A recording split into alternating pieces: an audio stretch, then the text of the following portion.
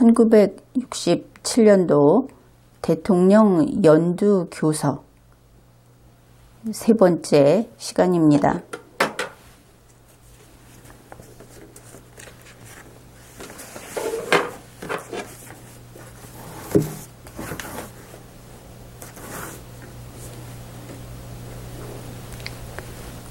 이번에는 이 외교 부분, 그 내용을 보기로 하겠습니다. 의원 여러분, 여러분들도 아다시피 금년은 제2차 국가계획의 새 출발의 해인 동시에 우리의 민주 역량을 발휘해야 할 총선거의 해라는 데서 그러면 이때가 선거가 있었구나, 그것을 알 수 있죠. 그래서 그 외교 국방에 대해서 이야기를 하겠다.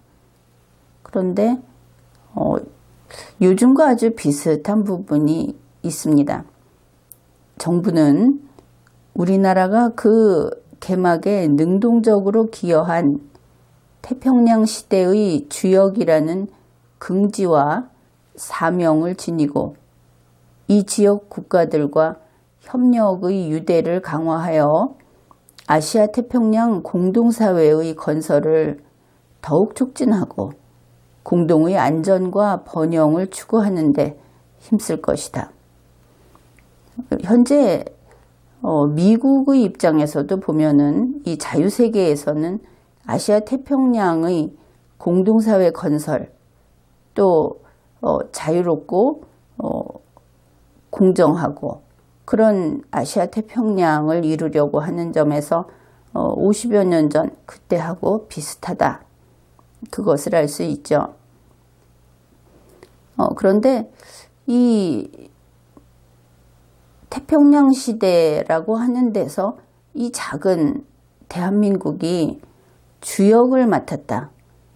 결국은 지금도 그렇듯이 공산주의 국가 그쪽하고 자유주의 국가, 이 자유세계하고 경계선, 나라로 치면은 국경선에 해당하는 그 아주 끝부분, 거기에 우리 대한민국이 있기 때문에 이 태평양 시대의 주역이다 하는 것은 그때나 지금이나 다름이 없다 하는 것을 알 수 있습니다. 그런데 지금 우리가 우려하는 것은 대한민국이 자유세계의 그 끝부분으로서 자유세계를 지키는 그런 국가가 아니고 오히려 공산주의 세계에게 먹혀서 우리 대한민국 뒤쪽으로 새로운 자유세계의 경계선이 형성되는 것이 아닌가. 그것이 걱정스럽고 우리 국민은 그것을 반드시 막아내야 하겠습니다. 이 당시 그 국제사회에서 대한민국이 어느 정도 그 역할을 하고 있었는가. 그것은 제외공간 분포도 이 지도를 보면은 쉽게 알 수 있습니다. 이 부분만큼은 좀 자세히 살펴보기로 하죠. 먼저 이 유럽 쪽부터 봅시다. 구주지역이라고 해서 이제 유럽 지역이 되겠죠. 여기 보면은 상주 대사관이 8개로 나와 있습니다. 그런데 이 괄호 안에 4개로 되어 있는 것은 1961년 이전에는 4개에 불과했다 하는 뜻이 됩니다.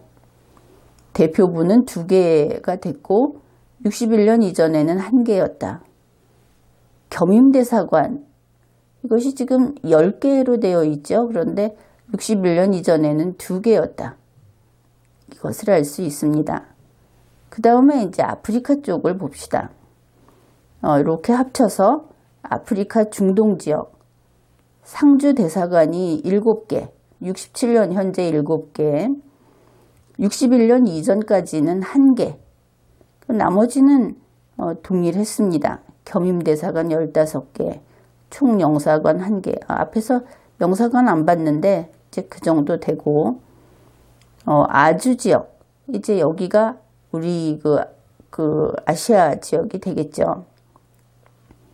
여기에서 보면은 상주 대사관이 7개, 61년 이전에는 4개, 경임대사관 1개는 변함이 없고, 총 영사관이 7개, 61년 이전에는 1개, 영사관 5개. 그 다음에 미주 지역. 미주 지역을 보면은 상주 대사관이 7개가 되어 있습니다. 61년 이전에는 1개였고, 대표부는 그대로 1개인데 또 61년 이전도 따로 표시를 했습니다. 경임대사관 14개, 총영사관 변함없이 4개, 명예영사관 2개. 그래서 이 전체를 정리해 놓은 표가 그 왼쪽 아래에 있죠. 여기에 보면은 전체를 봤을 때 61년 이전에 19개였다고 한다면은 61년 이후 현재 79개. 이건 이제 개수가 아니고 퍼센트로 봐야 할 것 같습니다. 이 정도로 지금 확장이 됐다. 이런 것을 보여주고 있습니다. 그 다음에 이제 오른쪽 페이지.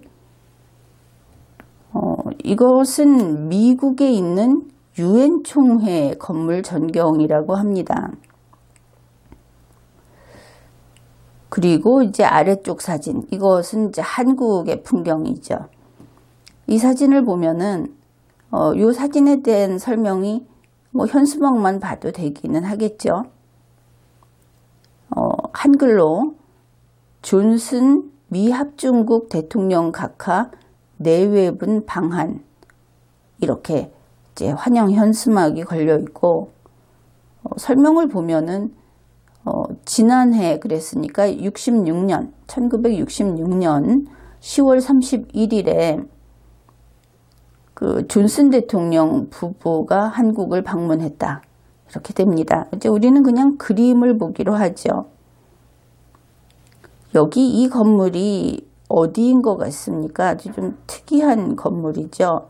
그런데 우선은 이 사진, 초상화라고 해야 할 텐데 사진이 아주 특이합니다. 오늘의 우리가 보기에는 존슨 대통령을 보면은 코가 높아서 그런지 모르겠지만 우리가 영화라든지 애니메이션에서 이런 캐릭터를 보면은 좀 성격이 별로 좋지 않은 사람 이렇게 보이지 않습니까? 스머프 같은 데 보면은 가가멜도 이렇게 코가 옆으로 이렇게 튀어나와서 이렇게 그려져 있고 좀 인상이 특이하다. 잘 그린다고 그렸을 텐데 백인이어서 코가 너무 높아서 그런 거 아닌가 하는 거 밖에는 특별한 이유가 생각이 안 납니다. 그리고 박정희 대통령을 보면은 어쩐지 이 한국인이 아니고 백인처럼 보이지 않습니까? 그 얼굴의 윤곽이라든지 하는 것이 좀 한국인답지 않다. 그런 느낌이 듭니다. 그 다음에 이제 축하 장식인데 여기에 이 기쁠 희자를 써놓은 거 보이시죠? 이때는 참 그랬구나. 이런 생각을 하게 됩니다. 기쁠 희자는 오늘날 우리가 볼 때는 한복에 문양을 새겨 넣는다든지 아니면 민속명절 같을 때 그 포장지 뭐 그런 데 쓰지 않는가 그렇게 생각을 하죠.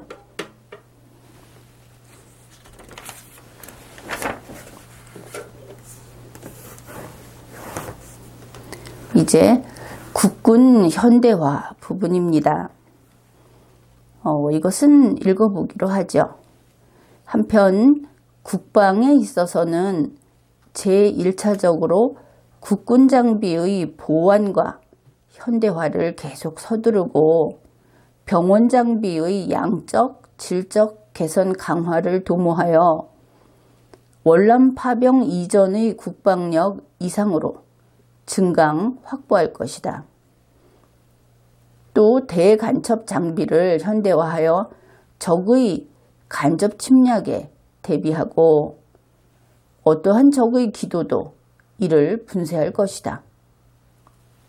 참 든든한 이야기인데 문재인 씨도 한 3일에 한 번씩만 이 말을 해줬으면 좋겠다.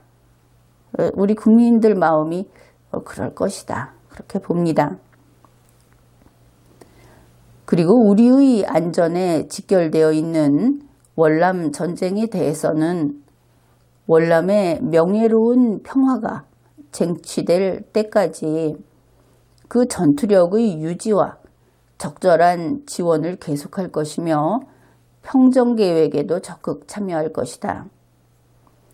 또 정부는 주월 국군장병의 사기 악량을 위한 후생 지원을 강화하고 상위 장병의 구휼과 후방 가족들에 대한 원호 대책을 강화할 것이다.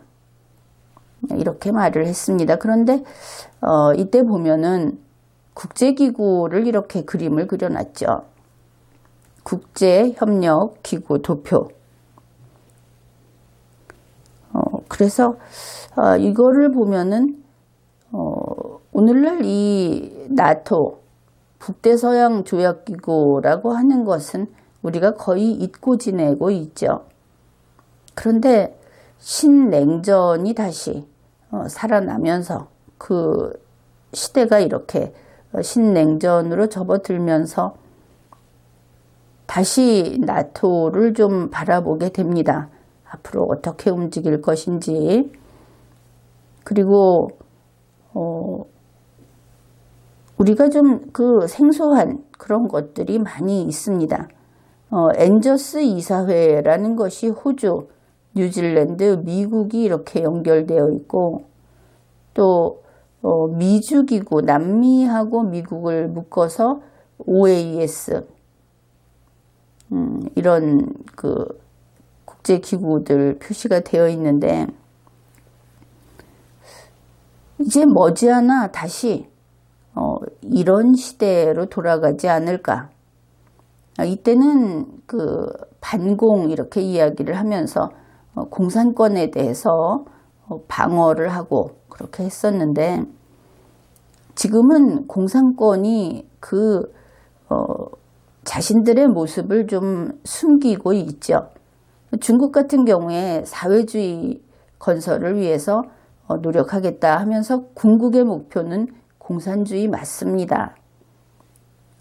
그 김정은이의 북한도 마찬가지죠. 역시 그들의 그 최종 목적지는 공산주의. 그런데 그것을 북한은 무슨 사회주의의 완성 이렇게 표현을 쓰기도 하고 하는데 결국은 둘 다 공산주의라는 것이 궁극의 목표입니다. 그래서 이 신냉전이라는 것이 공산주의가 다시 힘을 뻗치고 세계를 정복하려고 나오기 때문에 결국 필연적으로 신냉전은 도래할 수밖에 없었다. 그렇다면 우리도 다시 과거에 공산주의와 목숨을 걸고 싸웠던 그 시대가 다시 돌아온다 하는 데 대해서 각오를 단단히 할 필요가 있다. 그런 생각을 하게 됩니다. 그 다음에 이제 이것은 문장이 좀 재미가 있습니다. 재미라기보다 이제 우리의 그 의지를 다져야 하겠죠. 내용을 보겠습니다. 월남에 국군 4만여 명을 파견하고도 막강한 국군은 장비와 병력을 더욱 현대화하여 공산군과 대치하며 국토 방위와 반공전선에 만전을 기하고 있다. 국군 4만여 명이 빠져나갔다 하는 그 공백이 우리가 북괴를 상대하는데 그래서 대한민국을 지키는데 결코 문제가 되지 않는다. 그렇게 이야기를 하는 것이죠. 이제 오른쪽 페이지로 넘어가기로 하죠. 가장 먼저 나온 사진은 여기 보면 국군의 날 행사인 것을 알 수 있습니다. 우리도 이렇게 도심인 것 같은데 그 도심에 탱크가 이렇게 지나가고 하죠. 그러니까 우리 국군의 날 행사는 지금 하는지 마는지 국민들이 그렇게 관심이 없기도 하지만 정부도 그렇게 대단하게 하지 않는다. 그것을 알 수 있죠. 여기 설명을 보면은 육군은 각종 대간첩용 장비를 도입했다. 각종 낡은 장비는 개선을 했고 8인치 곡사포, 155mm, 105mm 곡사포, 각종 유도탄을 도입했다. M48 신형 탱크, 이제 이런 것들로 더욱 그 육군의 그 전투력이 증강된다. 이렇게 설명을 하고 있습니다. 그런데 이 탱크가 북괴가 남침을 했던 6.25 사변 때는 우리 국군에게 한 대도 없었다. 그렇게 알려져 있죠. 그런데 이 행사하는 사진에만 봐도 이렇게나 많이 있구나. 이제 1967년에 우리는 우리 국방을 우리 국군이 담당할 수 있을 만큼 됐구나. 그것을 알 수 있죠. 그 다음에 해군은 신형 구축함을 도입하고 해안 경비를 위한 레이더 초소를 강화했다. 또 연해 경비정을 도입했다. 이렇게 설명을 하고 있습니다. 마지막 사진, 이 공군, 이 비행기를 여러분이 기억하고 있을지 모르겠는데 이 비행기가 OAZ 전투기라고 합니다. OAZ 전투기로 대체했다. 레이더 기지를 증설했고 수송기도 도입했고 그리고 기습 방지를 위한 요격 시설을 완비했다. 그렇게 해서 더 강력해진다. 이렇게 설명을 하고 있습니다. 지금 이 전투기는 미국 같은 경우에 박물관에 있다고 그렇게 알고 있습니다.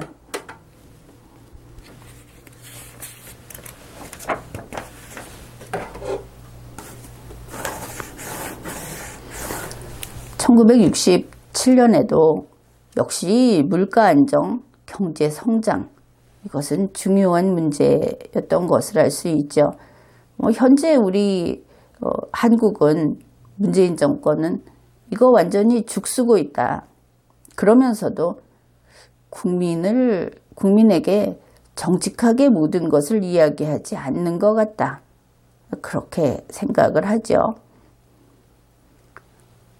여기서 보면은 이제 당연히 제1차, 2차 그래서 이번이 2차 5개년 계획 첫 해다. 그래서 당연히 경제에 중점을 두고 이 모든 일을 하고 있기 때문에 경제 발전을 그 계획대로 착착 진행시키고 있다.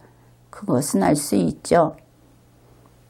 그런데 좀 흥미로운 것은 이 중간 부분을 봅시다. 정부의 면허제도 및 재절차, 여러 가지 절차를 대폭 완화하여 기업인의 창의와 의욕을 고취하고 기업의 자유를 조장할 것이며 경제 도의의 확립과 경제인의 자율적인 대소비자 봉사 정신을 강조하여 올바른 경제 질서와 경제활동 분위기를 조성하도록 그렇게 하겠다. 그런데 보면은 규제 완화, 이것은 이때도 바람직한 일로서 언급이 됐다. 그것을 알 수 있죠. 그런데 기업인의 창의와 의욕을 고취한다 하는 면에서 오늘날 대한민국의 기업인은 과연 이런가? 오히려 그 반대로 가고 있는 것이 아닌가? 그런 생각을 하게 됩니다. 그리고 연도별 경제 성장률 이런 것은 그냥 넘어가고 오른쪽 페이지 오른쪽 페이지는 그냥 사진 구경입니다. 이제 위에 있는 사진에는 이런 말이 붙어 있습니다. 좀 돈이 많지 않은 그런 경제 상태, 그때 나오는 이야기가 되겠죠. 경제가 빨리 성장하고 물가가 안정되면 그만큼 생활이 풍족해진다. 그래서 가게에는 싸고 좋은 물건이 쌓여서 손님을 맞게 되고 판매가 잘 되면 또 생산도 높아지게 될 것이다. 일반적인 이야기를 하고 있고 이 곳은 어딘지 알 수 없죠. 여러분이 혹시 이 풍경이 눈에 익으면 그것도 알려주시면 좋겠습니다. 아래쪽 사진은 무슨 자개공예품 같은 것을 파는 것처럼 보입니다. 그런데 여기에 이런 설명을 하고 있습니다. 우리도 빨리 잘 살 수 있는 국민이 되어서 소비가 미덕이 되는 사회를 만들어야 하겠다. 소비가 미덕이 된다. 그것이 반드시 좋은 의미만은 아닌데 이 시대에는 그랬다. 그것을 알 수 있죠. 결국 이것은 상품이 풍부하고 또 국민들에게 돈도 많고 그래서 좀 생활이 풍족해지는 것을 이야기하는 것이고 오늘날에는 우리가 소비가 미덕인 생활을 너무 오래 해서 심지어 문재인 씨 같은 경우에는 부채도 그것도 자산이다. 이렇게 숫자로 경제를 하고 있어서 문제가 되고 있다. 또 소비가 미덕이다 하는 경제의 논리가 있다 하더라도 국민은 절약하고 현명한 소비를 하고 또 물건을 소비하는 것만으로 그 생활의 수준을 평가하지는 않는 정신적인 가치를 추구하는 그런 생활을 해야 하겠다. 그렇게 봅니다. 이제 철강입니다. 여기 보면은 정부는 제1차 5개년 계획의 투자 순위에 따라서 이제 순서가 있는 것이죠. 그것을 알 수 있죠. 제철, 기계, 야금, 정유, 석유화학, 자동차공업 이런 기간산업 건설을 적극 추진할 것이고 전자공업과 도자기공업의 개발에도 힘쓰겠다. 그렇게 하면서 이제 철강공업이 제철이 제일 위에 있죠. 철강 생산 여기에는 그 실적이 나와 있고 여기 설명이 있습니다. 철강공업은 그 나라 경제 발전도를 측정한다. 철강공업이 대단히 중요한 시대였다. 그것을 알 수 있죠. 정부는 부진했던 철강공업을 발전시키기 위해서 대규모의 종합제철공장을 계획하고 추진 중에 있다. 이제 이때 대규모 종합제철공장이 세워지는구나. 그것을 알 수 있습니다. 인천중공업, 인천제철, 동국제강 이제 그것이 바로 그 큰 그러한 성장이 기대가 된다. 그런데 이 인천중공업 이것이 현대제철로 되었다. 그런 것이죠.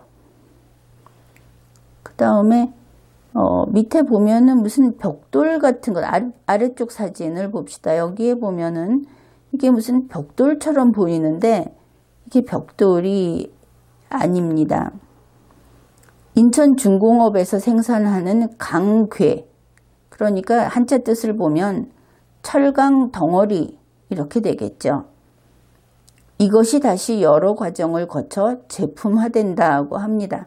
이제 이런 것들이 철강 덩어리, 우리가 이거 비슷한 거 알고 있는 것이 금괴 이런 거 있죠. 이것은 금괴가 아니고 강괴라고 합니다.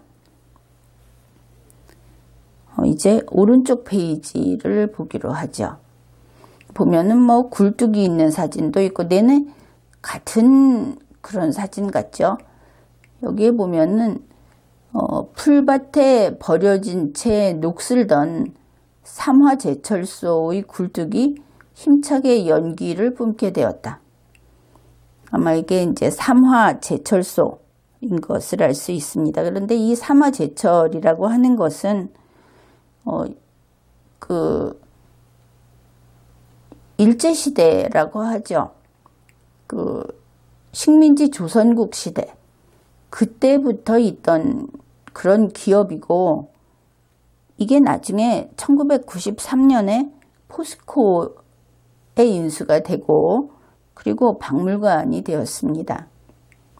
근데 이 삼화제철소가 어째서 풀밭에 버려진 채 녹이 슬었었는지 거기에 대해서는 설명이 없으니까 알 수가 없습니다.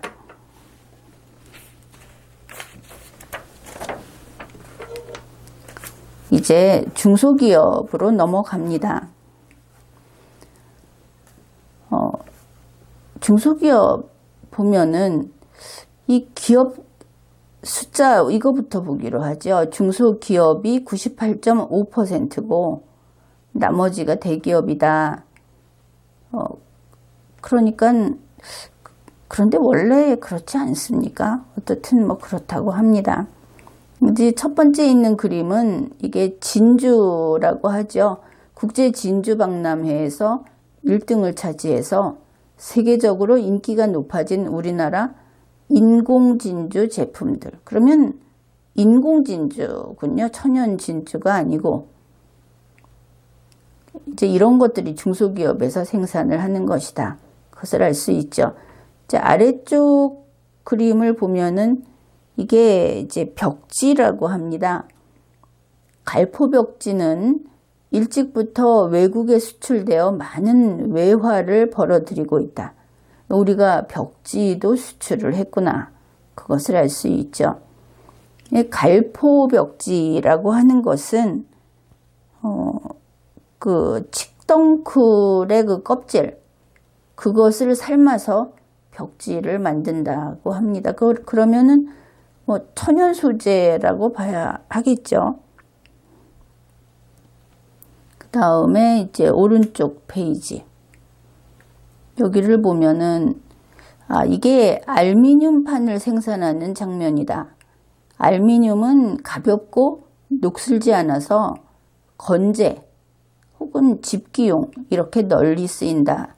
아직까지도 알미늄이라고 하는 것이 좀 새로운 소재처럼 보이죠. 설명하는 것이. 우리가 알고 있는 알미늄은 음료수 캔 같은 거 그런 거 알미늄이죠. 근데 어떻든 이렇게 설명을 하고 있고 이제 우리가 수출하는 게 인공진주, 갈포벽지, 알미늄판도 아마도 수출하겠죠. 그 다음에 이제 왼쪽 그림을 먼저 보면은 고무 제품입니다. 한국의 고무 제품은 캐나다, 이탈리아, 이때는 카나다, 이태리 이렇게 쓰고 있군요. 미국, 월남에 수출된다. 65년에만도 500만 달러의 외화를 벌어들였다. 그런데 이 책을 보면서 계속 궁금한 것이 우리가 자유월남을 지키기 위해서 우리 국군이 갔죠. 그런데 자꾸 보면은 우리가 월남에 수출한다. 이런 이야기가 나옵니다. 우리가 월남에 이것도 수출했다. 앞에서도 그랬죠. 그러면 월남이 돈이 많았나? 그런 생각이 들죠. 내전을 하고 있어도 그리고 결국 이제 보면 우리가 그 결과를 알지 않습니까? 자유월남은 이제 전쟁에 졌죠. 그런데 우리가 거기에 수출을 계속했다 하는 것은 거기서 우리보다 더 잘 살았던가? 아니면 그냥 전쟁기이기 때문에 그랬던 것인가? 그것이 좀 궁금합니다. 이 고무제품을 보면은 그림은 운동화가 나오고 있죠. 우리가 만든 운동화를 캐나다, 이탈리아, 미국, 월남 이런 데 수출을 했다. 그랬다고 합니다. 그 다음에 이제 이 페이지에서 마지막 사진을 보면은 이게 한국 도자기라고 그러죠. 고려자기의 전통을 이어받은 아니구나. 한국의 도자기라고 되어 있습니다. 한국 도자기가 아니고 한국의 도자기 제품은 전 세계 어느 나라에서나 대인기다. 그런데 지금 도자기에 뭐 작업을 뭔가 하고 있는 여성이 머리를 굉장히 세웠습니다. 이 정도 하려고 하면 젤을 엄청나게 바르지 않았을까. 그렇게 보이죠. 굉장히 멋을 내고 이 작업을 하고 있습니다. 아니면 이 사람은 그냥 사진 모델이고 그 도자기 그 기업의 직원이 아닐 수도 있겠죠.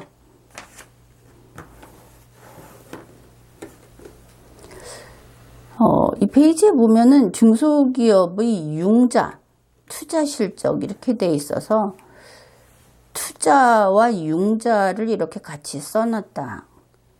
그러면 정부가 돈 빌려준 건가? 이렇게 생각을 해볼 수 있고, 이제 첫 번째 사진부터 차근차근 보기로 합시다. 이 첫 번째 사진은 그냥 봐서는 뭐 하는지 모르겠죠. 그런데 어쨌든 여기에 보면 불조심 이렇게 쓰여 있습니다. 이 설명입니다. 전자공업은 정부의 적극적인 보조 지도로 눈부신 발전이 기대된다. 1967년에는 1,400만 달러, 2차 5개년 계획 목표 연도인 1971년에는 1억 달러를 수출할 계획이다. 그런데 뭐 만드는 곳인지는 모르겠습니다. 아래 사진을 봅시다. 여기에 수건을 쓰고 작업을 하는 광경이죠. 앞에 무슨 판 같은 걸 동일한 판을 이렇게 놓고 여기가 광주에 있는 로켓 건전지 공장의 그 작업 광경이라고 합니다. 로켓 건전지. 그 다음 가운데에 있는 사진을 보면은 이것은 뭐 그물 같은 게 보이죠. 그물 맞습니다. 어업의 발전에 따라 어망의 수요는 그 고기 잡는 그물의 수요 그것은 급진적으로 늘어났다. 정부의 자금 뒷받침과 적극적 지원을 받아 이 어망 생산은 국내 수요를 채우고도 남아서 멀리 해외로 수출된다. 그러면 가까운 해외가 아니고 먼 해외로 수출이 되는 모양이다. 그렇게 생각을 할 수 있죠. 위쪽 사진을 보면은 이제 선풍기가 있습니다. 그런데 선풍기가 지금 날개가 몇 개입니까? 좀 애매하죠. 그냥 시커멓게 보여서 잘 모르겠는데 선풍기 머리들만 이렇게 쭉 보입니다. 그리고 지금하고 비교를 해보면 가운데가 조금 이 부분이 좀 크다고 할까? 좀 그런 면도 있기는 하죠. 여기에 보면은 선풍기뿐만 아니라 전기 모터, 이제 전기 모터 이렇게 되겠죠. 전화기, 라디오 등을 수출하여 많은 외화를 버는 금성 공장의 작업 광경이다. 이게 이제 금성 공장이라고 합니다. 그 다음에는 이제 그것은 뭐 그냥 실린더를 수출하고 있다. 그렇게 설명을 하고 있습니다. 뭐 그림 구경도 좋지 않습니까? 아주 오래전의 일인데.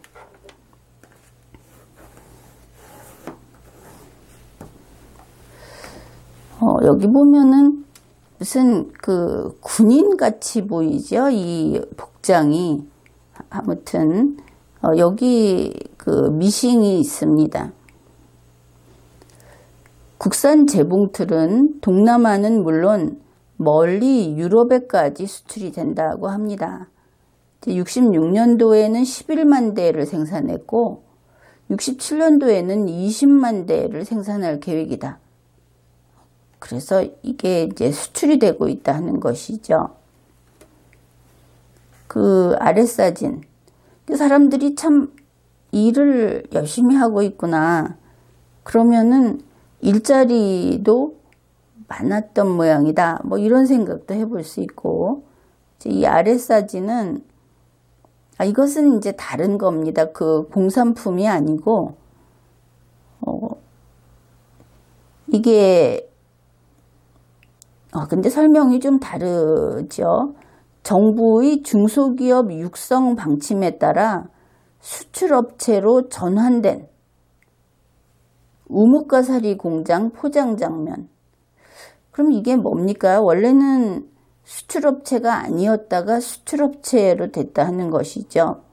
공장은 우뭇가사리 공장인데 그 중소기업 육성 방침으로 어떤 지원을 받는다든지 뭐 해서 수출업체가 됐다, 이렇게 볼 수 있겠죠. 65년에는 우뭇가사리를 694톤을 수출했고 그래서 230만 달러의 외화를 벌었다. 외화벌이 그러니까 북한 김정은인의 생각이 납니다. 그쪽에서는 외화벌이가 중요하다, 뭐 이렇게 하지 않습니까? 그 다음에 여기는 자전거가 이렇게 많이 있습니다. 요즘 자전거하고는 다른 기본적인 자전거가 되겠죠. 국산 자전거가 65년도에 4,000대를 수출을 했고 그리고 계속 더 그 수출이 늘어나고 있다. 안장 있고 뭐 자전거라는 것이 똑같죠. 오른쪽 페이지 위쪽은 실크가 되겠죠. 한국 비단, 이거 세계적으로 인기가 있고 현재 미국, 캐나다, 내내 이탈리, 홍콩, 일본, 태국 이런 데 수출이 되고 있다.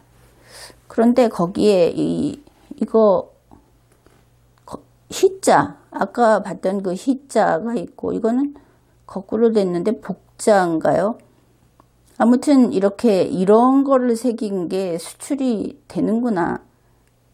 아니면은 이거는 국내용인가. 그리고 일하는 사람들도 뭐 복장은 큰 차이가 없는데 머리를 길게 따은 이런 모습은 요즘 보기 어렵죠. 이제 아래쪽 사진은 피아노 만드는 그런 곳입니다. 피아노를 지금까지는 수입해서 썼는데 이제는 그 수출도 하고 있다. 그러면은 아무튼 상표는 안 보이는데 피아노 하면은 뭐 영창 피아노 뭐 이런 것이 생각이 나죠.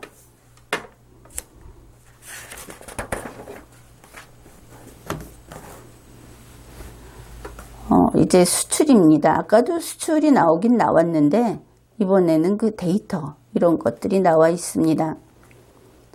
수출 시설을 현대화하고 그리고 이제 농산품 가공 시설도 확충을 하고 해서 어떻든 3억 5천만 달러의 수출 목표, 이런 목표를 세워놓고 있고 이 도표를 좀 볼까요? 이걸 보면은 1965년에 180.500만 불, 그럼 100만, 1000만, 억 이렇게 읽어야 되겠죠? 이건 어렵다. 그냥 관두고. 어떻든 여기 보면은 수출 실적이 공산품, 그 다음에 요 넓이만큼 그 양을 표시하게 되죠. 광산물, 수산물, 농산물 이렇게 됩니다. 그랬는데 이제 71년에 이렇게 바뀌었다 하는 것이죠. 크게 바뀐 것을 보면은 공산품의 비중이 이렇게 커진 겁니다. 공산품을 많이 팔면 돈을 더 많이 벌게 되겠죠. 그 다음이 광산물. 상대적으로 광산물이 좀 줄었죠. 수산물 그리고 농산물. 이 도표를 대략 보면은 이제 그런 변화를 알 수 있습니다. 여기는 아래 사진은 이제 코트라, 지금도 있죠. 코트라. 싱가포르 무역관에 그 한국 상품을 전시해 놓고 그 홍보를 하는 그런 광경입니다. 이제 오른쪽 페이지. 이번에는 이 목록을 한번 보기로 하죠. 여기에 보면은 주요 상품별 수출 실적, 그래서 이제 연도별로 되어 있습니다. 61년, 62년 해서 65년까지. 또 여기도 똑같이 61년부터 65년까지. 각 단위는 1000달러라고 하죠. 그러니까 1000, 만, 10만, 100만 이렇게 될 겁니다. 요 마지막 단위가 1000달러가 되니까. 그래서 생선, 참치, 오징어, 김 여기까지 다 수산물이죠. 그 다음에 담배도 팔았고, 잠사, 이것은 그 누에 키워서 뭐 하는 그런 것일 거고, 인삼, 철광석, 중석. 이 중석이라는 것은 텅스텐을 가리키죠. 그 다음에 모리부딘이라고 하는 것이 있습니다. 이거 다 우리가 수출하는 것이죠. 이 모리부딘은 이렇게 써놓으면 우리가 알 수가 없습니다. 이게 몰리부덴 이렇게 쓰면은 들어봤을 겁니다. 이제 흑연하고 비슷한 흑연 같은 것이다. 그렇게 이야기를 하고, 그리고 보니까 쌀도 수출을 했다. 우리 쌀이 부족했다고 그러는데 어째서 쌀을 수출한 것인지, 이제는 61년 이후로는 쌀을 수출할 정도까지 된 것인지 잘 모르겠습니다. 그런데 여기 머리털이라고 하는 것은 굉장히 특이하죠. 머리털을 61년부터 63년에는 없는데 점점 더 많이 수출하고 있다. 그렇습니다. 머리카락도 수출을 했다. 그 다음에 이 위쪽에 보면 한천, 이것 역시 그 수산물이라고 해야 하겠죠. 그 다음에 도자기, 무연탄, 고무신, 피복은 옷 종류를 얘기하고, 철강판, 모직물, 인견직물. 이 인견은 요즘에 그 날이 더워지면은 상당히 인기가 있는 그런 그 천 종류가 되겠죠. 면포, 합판, 그 외에 해가지고 이렇게 수출을 하고 있다. 여기에서 상식도 알려주고 있습니다. 달러가 뭐냐 이런 설명도 하고 있죠. 한번 볼까요? 달러는 미국 돈의 단위이다. 불이라고도 하는데, 수많은 외국과 장사를 하려면 저마다 자기 나라 돈으로 할 수는 없다. 그래서 주로 지금은 미국 돈이 그 계산의 단위가 되고 값을 치르는 수단이 되는 경우가 많으므로 달러란 용어가 많이 쓰인다. 한국은행에서는 매일 달러와 우리나라 원의 교환 비율을 알리고 있다. 이렇게 친절하게 설명을 하고 있습니다. 이것은 현재도 그렇게 이 비율을 알려주고 있죠. 이제 마지막 사진은 시카고 박람회에 전시된 한국 상품. 인기가 높아 날개도 친 듯 잘 팔린다. 이렇게 좀 전형적인 표현을 쓰고 있습니다. 미국 시카고 박람회, 거기에 온 사람들의 그 복장도 시대의 변화를 읽을 수 있죠. 역시 여기에 코리아라고 자랑스럽게 쓰여 있는 그런 우리나라 이름이 있고 그렇습니다. 그래서 이번에는 여기까지 하기로 하고 또 이어서 그 50여 년 전 그 시대를 같이 이야기하고 살펴보기로 하죠. 지금까지 리걸마인드 연구소였습니다.